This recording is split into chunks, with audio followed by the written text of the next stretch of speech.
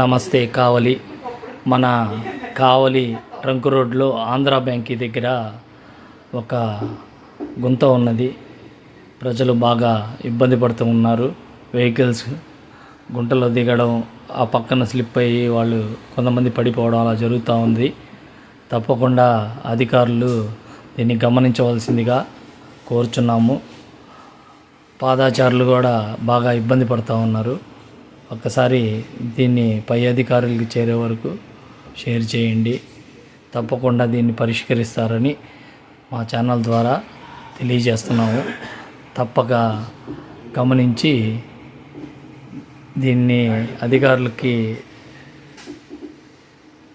వెళ్ళే వరకు తెలియజేయాలని కోరుకుంటున్నాము. Sreeja social media. బాగా ఇబ్బందిగా ఉంది.